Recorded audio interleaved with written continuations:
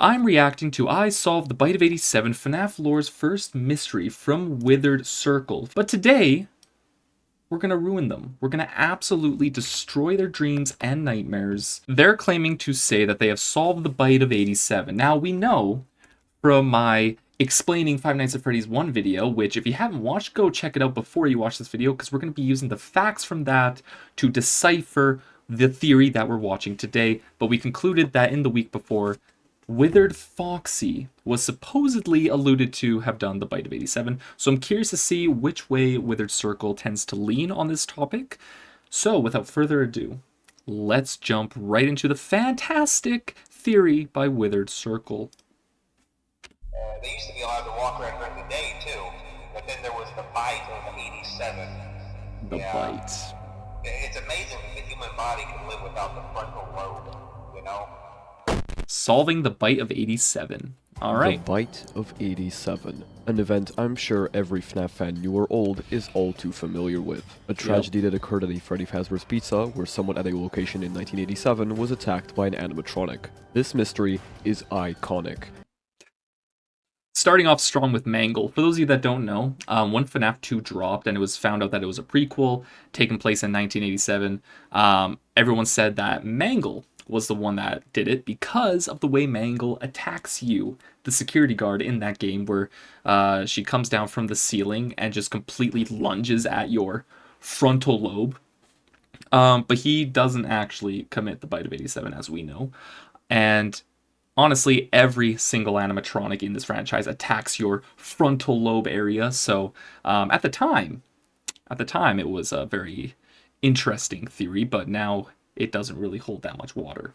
And back when Five Nights at Freddy's was in its fledgling years, it was one of the biggest mysteries the fandom discussed. But despite the fact that it's been Don't even get me 10 years, started on the Bite of 83. No one's ever managed to solve what the Bite of 87 was, when it happened, and most importantly of all, the animatronic that did it. But no more. Because there's been a detail hidden under our noses for a decade that I'm surprised no one has ever looked into. A detail that might just solve the culprit of the bite. I'm excited. Circle, and today, we're here to answer the real question. Was that the Bite of 87? No.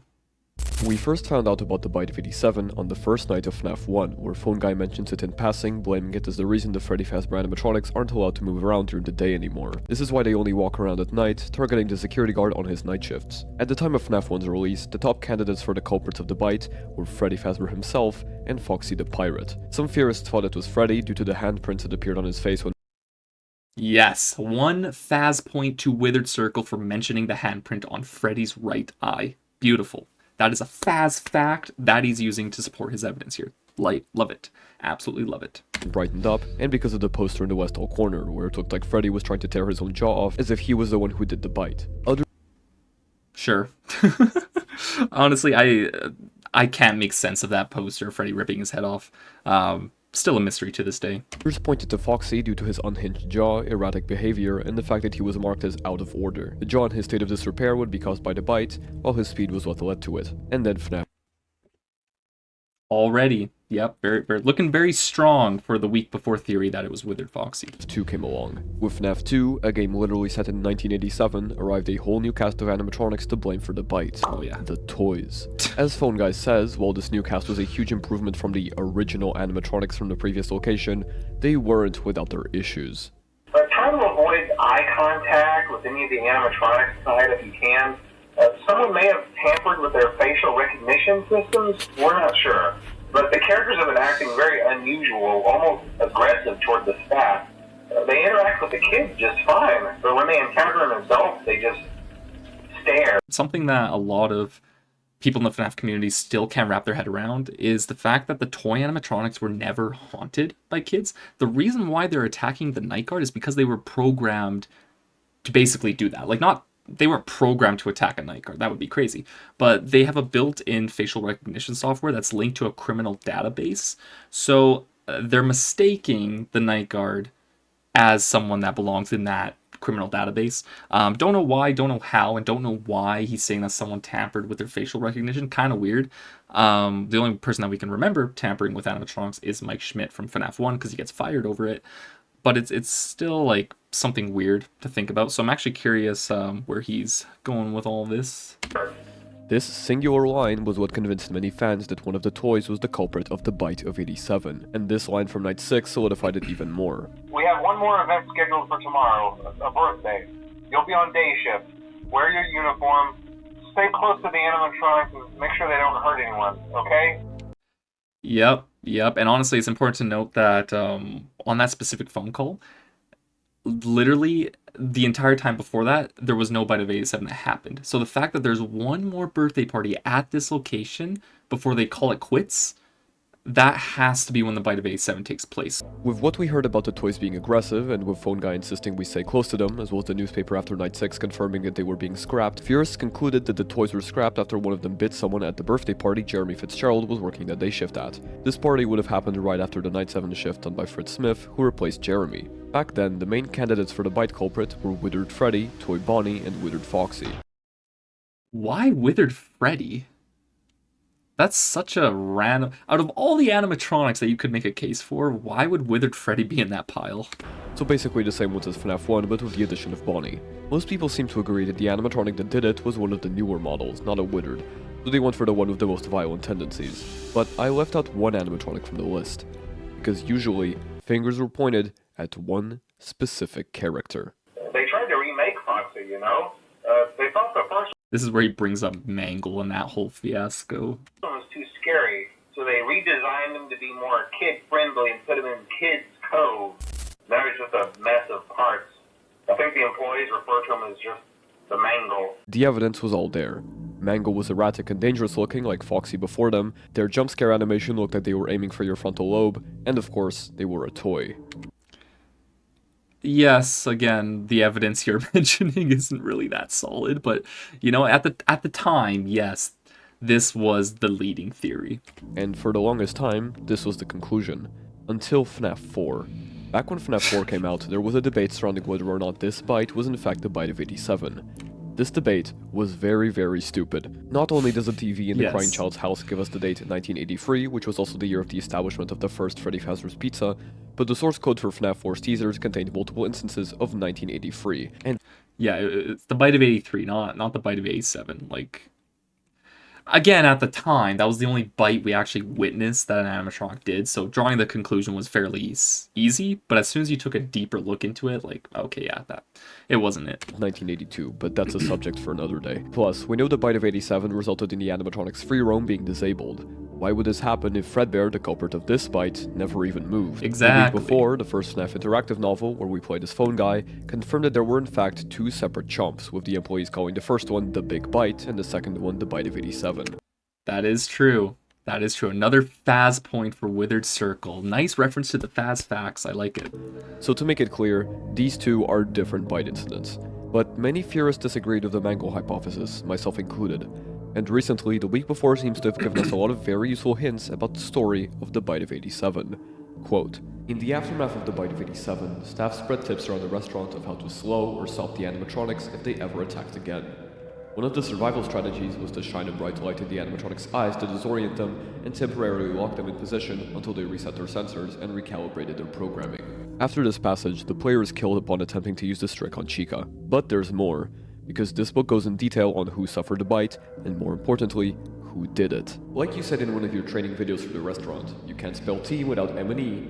After the Bite of 87, you heard some of the staff twist that around to, you can't spell team without M-E-A-T. You didn't much appreciate that. People deal with tragedy and loss in their own ways, sometimes with humor. This seems to imply that the victim of the bite was a Crazy. Freddy Fazbear's employee back in 87, explaining Meat and Phone Guy's note on the staff dealing with tragedy and loss. Yes. It's also stated later in the book that the victim was an adult. Throughout the book, Yes. Phone Guy seems to be untrusting of Foxy, even mentioning that he had never bitten any kids before. Almost as if he'd bitten an adult. On page 71, Ralph tries the employee's flashlight trick on Foxy, and here's what happens. You dash to the shelves and pick up the flashlight just as Foxy bursts into the room. You whirl around and press the button on the flashlight. Luckily, the batteries inside still work. A bright beam cuts across the room and shines on Foxy's face. You thought maybe you'd blind him temporarily so you could slip by, but the light seemed to mess him up. He freezes in place, servos clicking in confusion. You hope you won't get in trouble for breaking Foxy. Classic Fox. This is a right? perfect description of what happens to Withered Foxy when you use the flashlight on him in FNAF 2. Yep. He's stunned in place, unable to move. He is the only animatronic that is completely stunned by the player's flashlight. I mean, yeah, in the game, like if you're using that as evidence, he is the only animatronic that gets stunned. But if you use the flashlight on the cameras in FNAF 2 on other animatronics, I'm pretty sure it also slows them down. Like not to the degree where it just freezes Foxy, but it makes their progress towards the office slightly slower. And this is how the player is supposed to avoid his jump scare. It's even possible that FNAF 1's Foxy stops moving when you look at him due to the light on the security camera being pointed at him when it's activated. Never thought of that. Not really a fast fact, but it is a cool detail to connect the dots to. Very plausible. The point is that Foxy's programming doesn't do very well with light. And this is definitely where not. that forgotten detail comes in. Five Nights at Freddy's 2 was packed with secrets and Easter eggs, such as the death minigames, secret characters, and so on, but one that no one ever talks about is a combination of rare screens that you can get in the game. Oh man, my bitrate on my video just completely toasted.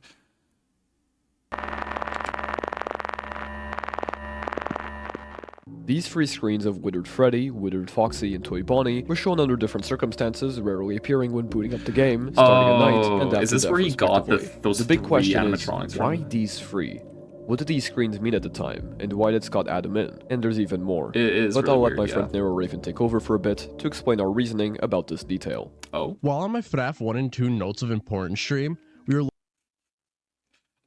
I love the billboard behind him right now because that's amazing. I love that. Honestly, I should have done that with my background.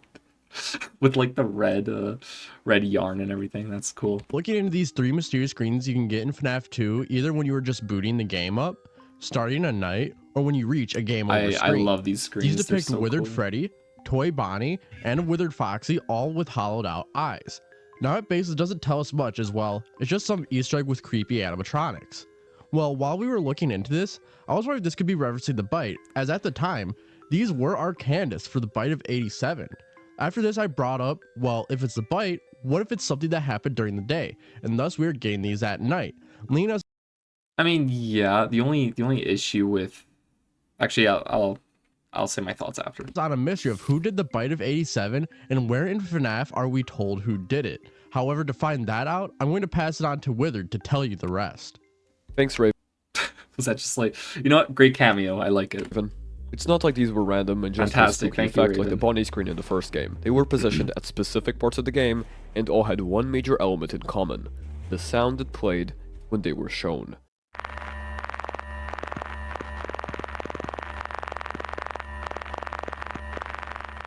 This is the sound Okay. that plays when the player tries to turn on the flashlight if it's already out of battery while playing for a night in FNAF 2.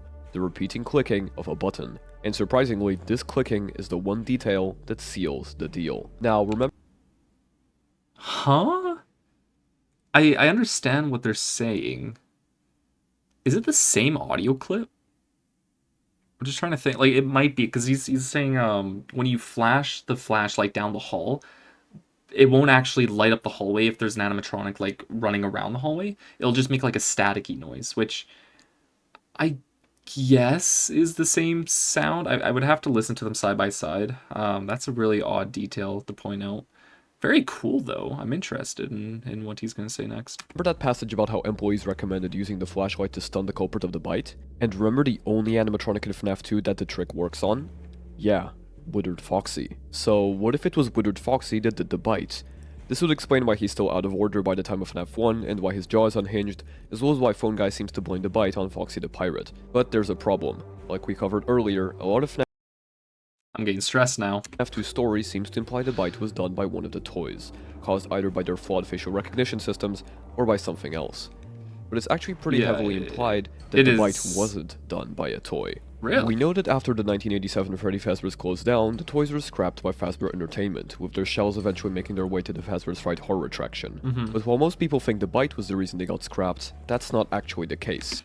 Yeah, no, like, it was very... You could look at it both ways. It was very heavily implied that the toy animatronics were being tossed due to possible malfunctions. It's like, hey, well, obviously they would have had to malfunction for them to get scrapped, right? So for one of the toys to bite someone, like, yeah, that's a pretty good case to throw them out. At the beginning of FNAF 2, Phone Guy informs us that the toys are equipped with state-of-the-art facial recognition software. Yeah. Later, we find out that this software was tampered with Phone Guy telling us to avoid eye contact with the toys for that reason. True, But then, yes. on night 5, We'll see. something interesting happens.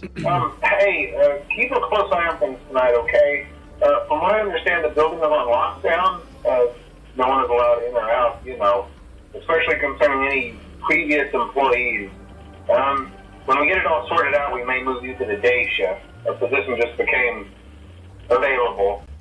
A reminder that during the other calls, Phone Guy tells us about a separate guard working the day shift who was moved there after complaining about conditions at night. And due to the fact that the purple guy has a security badge and saved them, a minigame set at the FNAF 2 location, it's pretty clear that this day shift guard is William Afton infiltrating the 1987 pizzeria. Which again would be very weird. Like, I'm talking about like future FNAF where William Afton is like revealed to be one of the owners of Fazbear Entertainment. It's like, why would you be working the day shift as a security guard if you own the place or if you're one of the owners? It's kind of weird. We'll get to that with our lore on our channel eventually. By what's being said in the call, it seems like the previous guard was fired, which explains why no previous employees are allowed inside. But why would they fire Afton if they didn't know it was him? Well, because he was the one who tampered with the facial recognition. It's made pretty clear that the only reason the toys have the software is to prevent William from getting into the location and doing another killing spree. In order to get around... Yes, but that's under the assumption that they knew it was him from the very get-go, and that there is 2 MCI things, because it would make no sense if the animatronics were programmed to not let him in if he didn't if he didn't do anything wrong, you know? But if you're under the impression that the FNAF 1 MCI incident happened and then a different one was going to happen at FNAF 2, and that's what they were trying to prevent, then you're seeing that there were 10 kids total that were missing and murdered, which I'm on the side where there was only 5. There were not 2 MCI, like there was only 1, and there was only 5 kids originally. On that, William would have to disable or tamper with the toy's facial recognition tech. Once he's done that, he's free to kill the 5 kids we see in the Save Them minigame. On night 6, Phone Guy completely changes gears, specifically telling us to stick close to the animatronics and to make sure they don't hurt anyone. In this case, it's actually quite likely he's talking about the Withereds. Night 6 is also... If he's talking about the Withereds, though, that wouldn't really make sense because those are out of commission, and I'm not like a restaurant business owner with animatronics, but I wouldn't really want my damaged animatronics I'm using for parts be out on the floor for everyone to see. Like, that just seems like a safety hazard in on itself. And plus, like, I just can't see a world where Withered Bonnie with his faceless self and missing an arm is walking around being like, hey kids, happy birthday.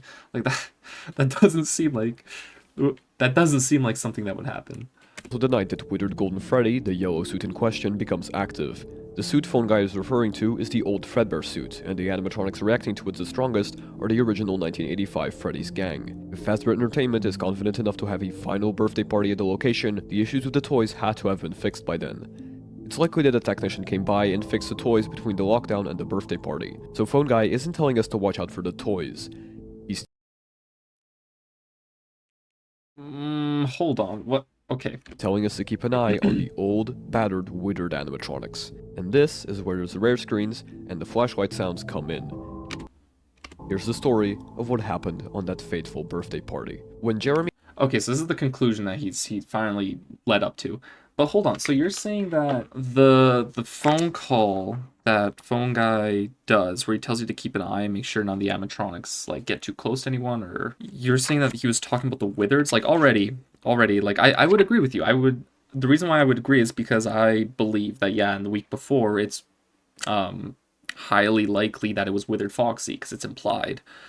But I don't necessarily think that it would have happened in broad daylight, unless he, like Withered Foxy specifically, like was like, yeah, I'm just gonna go take a jaunt out in the hallway during a kid's birthday party. Like, that just seemed a little weird. But I'm just gonna quickly read the transcripts. We have one more event scheduled for tomorrow, a birthday. You'll be on day shift. Wear your uniform. Stay close to the animatronics. Make sure they don't hurt anyone. For now, just make it through the night.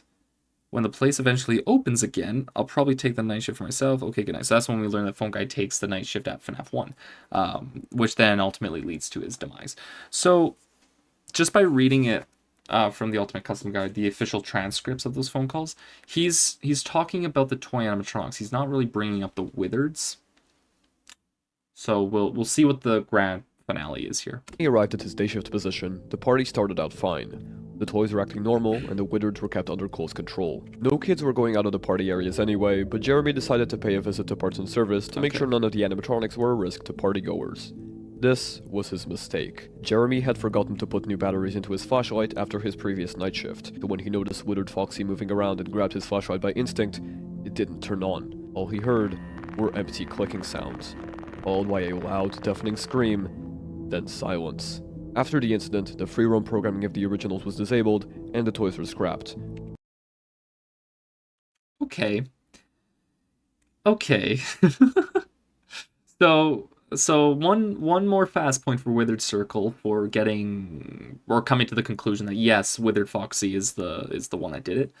The only unfortunate thing, and I get like, yeah, it's a theory, but this is the type of stuff that I want to start cleaning up, is the fact that you have to be very careful with what you theorize. Like, you're making the jump that, yeah, during the day, Jeremy Fitzgerald decided to pay a visit to Parts and Service to make sure the withered animatronics were acting right.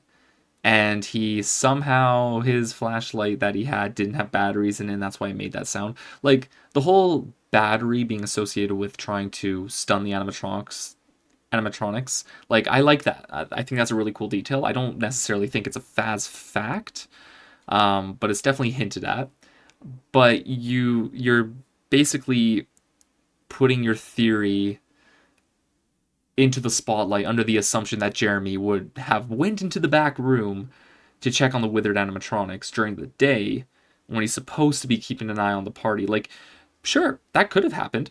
The only thing is, there's absolutely zero evidence whatsoever, no Faz facts, nothing to support this theory. These theories that are based on not solid evidence are what got us in this position in the first place, because now someone a couple years from now is probably going to use this video and be like, oh yeah, we know that Jeremy ventured into the Parts and Service room and got bit, and that was the bite of 87. It's like, no, you can't base that theory off of this theory, because this theory wasn't based on actual factual evidence. Too much work, and if it hadn't been for them, that horrible accident could have been avoided. It's not like their facial recognition tech worked anyway. Company founder William Afton had managed to come back and do it all again. This is the true meaning of those rare screens and the flashlight noises. The reason they play is because they were the cause of the bite of 87. All it took was one uncharged flashlight to put an end to the location, and a stain on the reputation of Freddy Fazbear's Pizza. Through these seemingly random Easter eggs, Scott was giving us the clues we needed to definitively solve the bite of 87. So no, the bite culprit wasn't Mangle. It was Withered Foxy. I like it. You know, I agree with where you ended up. Don't necessarily agree with how you got there, but but you know what, everything that you said matched up with the week before, and the week before literally was Scott saying like, okay guys, I'm gonna actually like reveal who did the bite of A7, or at least allude to it, and this matches up with that. Although how it actually happened step by step is still a mystery, and I believe that was done on purpose, because honestly, like, Scott probably doesn't know. He just knows that this is what he intended for Withered Foxy and for Foxy, and which is why he's out of order in FNAF 1, so that all makes sense. But again, you're gonna have people in the FNAF community that are obsessing over the small details of how did it happen. Like, you don't necessarily need to know how it happened, you just need to know the bigger picture, and this bigger picture, like, is great. Where WitheredCircle tries filling in the gaps with all those small details of how it happened is where things get muddy and get lost in the sauce. So with all that said, I'm actually going to rate every single theory that I review, and I'm going to rate it on two different metrics. Number one, the overall theory itself. Does it make sense, and is it plausible in the grand scheme of FNAF? And then the second metric I'm going to rate it on is what kind of evidence was used to support the theory.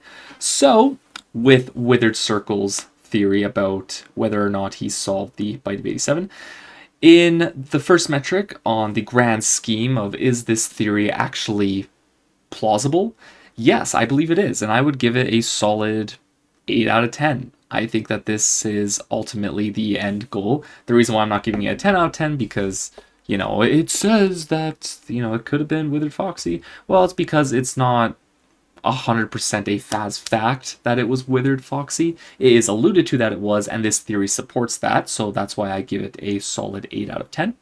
Now, when it comes to evidence and all the stuff that was leading up to support this conclusion, I would give it a 6 out of 10. And the reason why is because, yeah, there's a lot of great evidence that are pulled from the week before when explaining this, because honestly, this is the only book and content that we've ever gotten that actually directly talks about the Bite of 87, besides the phone call from FNAF 1 that talks about it. But I really like how he disproved that it's not Mangle, it's not these other animatronics, it's not the toy animatronics, that it is Withered Foxy, and the reason why is because of what Ralph says in the week before and all the evidence there.